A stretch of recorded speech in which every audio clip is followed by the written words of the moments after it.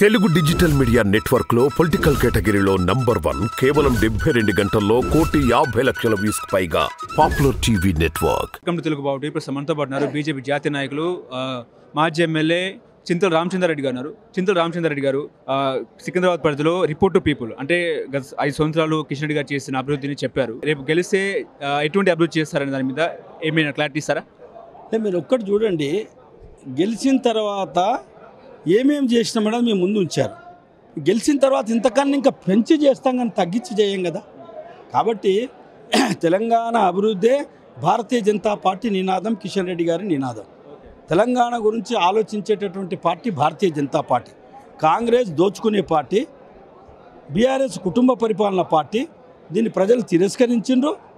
ప్రజలు రేపు రాబో రోజులలో కూడా దేశ ఎన్నికలు ఇవి. నరేంద్ర మోదీ గారు ప్రధానమంత్రి కావాలని చెప్పని మొట్టమొదటిసారిగా ప్రపంచంలో ఏ దేశంలో జరగనటువంటిది నరేంద్ర మోదీ గారు ప్రధానమంత్రి అయిపోయినరు అని చెప్పని ప్రజలే తీర్పిచ్చేసిండ్రు ఆల్రెడీ. ఇది నామకే వాస్తే ఎన్నికలు మనం చూస్తూ ఉన్నాం. రేపే జరుగుతుంది మొదటి దఫా ఎన్నికలు. మీకు తెలిసిపోతుంది ఏ రకంగా ఉందో. దక్షిణ భారతదేశం నుంచి కాంగ్రెస్ పార్టీని అత్యధిక సీట్లు గెలిపిస్తే దేశంలో రాహుల్ గాంధీ ప్రధానమంత్రి అని చెప్పేసి రేవంత్ రెడ్డి చెప్తున్నారుగా. రేవంత్ రెడ్డి నోటికి మాటకు విలువలేని మాటలు మాట్లాడుతున్నటువంటి రేవంత్ రెడ్డి ఆయన ఏ పార్టీలు ఉండి ఏ పార్టీలు మారిండు, ఎన్ని పార్టీలు మాట్లాడిండు. దక్షిణ భారతదేశంలో భారతీయ జనతా పార్టీ నాడు పుంజుకున్నది. తెలంగాణలో కానీ, ఆంధ్రలో కానీ, కర్ణాటకలో కానీ. కర్ణాటకలో మేము అధికారంలో ఉంటుంది, కేరళలో కూడా ఈనాడు మా వైపు చూస్తున్నారు. కాబట్టి తప్పనిసరిగా భారతీయ జనతా పార్టీ దక్షిణ భారతదేశంలో కూడా రీజనల్ పార్టీస్ కన్నా ఎక్కువ సీట్లు మేము గెలుస్తాం. సికింద్రాబాద్ నియోజకవర్గంలో ఒకవైపేమో బీఆర్ఎస్ నుంచేమో పద్మారావు, కాంగ్రెస్ నుంచి దాను నాగేందర్, ఎట్లా తట్టుకుంటారు? జాతీయ స్థాయి నాయకులు కానటువంటి వ్యక్తులు వీళ్ళంతా కూడా గల్లీ నాయకులు. వీళ్ళు పార్టీ ఫిరాయింపు చేసేటటువంటి దానం నాగేందర్కు ప్రజలు బుద్ధి చెప్తారు. ప్రజలు ఈనాడు ఈసడించుకుంటున్నారు, ప్రజలు ఈనాడు తిరస్కరిస్తున్నారు. పార్టీ ఫిరాయింపుదారులు ముందు కాంగ్రెస్, తర్వాత టీడీపీ, తర్వాత బీఆర్ఎస్, మళ్ళీ కాంగ్రెస్, మళ్ళీ రేపు ఏ పార్టీలో ఉంటాడని చెప్పని ప్రజలే వాళ్ళంతలో వాళ్ళే టాక్ చేస్తున్నారు. కాబట్టి తప్పనిసరిగా ప్రజలు తిరస్కరిస్తారు. అతను పాపము గౌడ్ సాబు ఆయన సికింద్రాబాద్ అసెంబ్లీకి పరిమితమైనటువంటి వ్యక్తి. ఆయన ఏదో ఎవరు క్యాండిడేట్ లేరు కాబట్టి వారిని పెట్టారు. తప్పనిసరిగా కిషన్ రెడ్డి గారి యొక్క స్థాయికి వీళ్ళిద్దరు రాలేరు. ఇప్పుడు హైదరాబాద్ ఎంపీ సెగ్మెంట్ బీజేపీకి ఒక సవాల్గా మారిందంటారా? బీజేపీ 117 సీట్లలో మేము గెలుస్తామని చెప్తున్నాం. అందులో హైదరాబాద్ కూడా ఉంటుంది. అంటే వైపు సెక్యూరిటీ ఎక్కువ కేటాయించారు ఎంపీ అభ్యర్థికి. అందరికీ ఇప్పుడు ఈటల రాజేందర్ గారు కూడా ఉంది.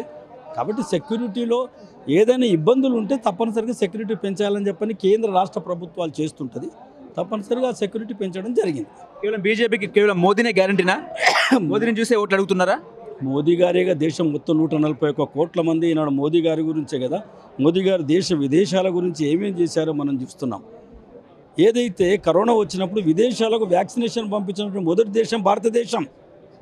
జాతీయ రహదారులు చేస్తున్నటువంటిది మోదీ గారి ప్రభుత్వంలో. ప్రధానమంత్రి గ్రామీణ సడక యోజన నరేంద్ర మోదీ గారి ప్రభుత్వం. వైకుంఠ ధామాల నిర్మాణానికి నరేంద్ర మోదీ గారు. హరితహారం చెట్లు నాటేదానికి డబ్బులు ఇచ్చేటటువంటి వారు నరేంద్ర మోదీ గారు. దేశం మొత్తంలో 81 కోట్ల మందికి 5 కిలోల బియ్యం ఇస్తున్నది నరేంద్ర మోదీ గారు. ఆయుష్మాన్ భారత్ పేరు పైన 5 లక్షల రూపాయలు వైద్యం చేసుకోవడానికి, కార్పొరేట్ హాస్పిటల్లో వైద్యం చేసుకోవడానికి కుటుంబానికి ఇస్తున్నటువంటిది నరేంద్ర మోదీ గారు. ప్రధానమంత్రి ఆవాస్ యోజన కింద 4 కోట్ల ఇండ్లు నిర్మాణం చేసి ఇచ్చారు. మరుగుదొడ్లు 14 కోట్ల మందికి మరుగుదొడ్లు నిర్మాణం చేసి ఇచ్చారు. 9 కోట్ల మందికి ఉచితంగా గ్యాస్ కనెక్షన్లు ఇవ్వడం జరిగింది. 18,000 గ్రామాలకు, కరెంటు లేనటువంటి గ్రామాలకు, లైట్ అంటే ఏందో చూడనటువంటి గ్రామానికి 18,000 గ్రామాలకు ఉచితంగా కరెంట్ ఇవ్వడం జరిగింది. ఈనాడు నెట్వర్క్ ఏ రకంగా స్ప్రెడ్ చేసినాము, ఐటీ సెక్టర్ ఏ రకంగా విపరీతమైనటువంటి దాంట్లో ఎట్లా పెరిగిపోయింది. ఈనాడు వైద్య రంగంలో ఏ రకంగా హాస్పిటల్స్ పెరిగినాయి, మెడికల్ సీట్లు పెరిగినాయి, పీజీ సీట్లు పెరిగినాయి. ఇవన్నీ కూడా నరేంద్ర మోదీ గారు వచ్చిన తర్వాత జరిగిన అభివృద్ధి. కాబట్టే ఈనాడు ప్రజలు నరేంద్ర మోదీ అంటున్నారు. వాళ్ళేమో 14 సీట్లు పక్కాని పెట్టుకున్నారు టార్గెట్. మీరు ఎన్ని సీట్లు పెట్టుకున్నారు? మేము 17 సీట్లు పెట్టుకున్నాం. 17 సీట్లు గెలుస్తారా? గెలుస్తాంగా 100% గెలుస్తాం. Thank you.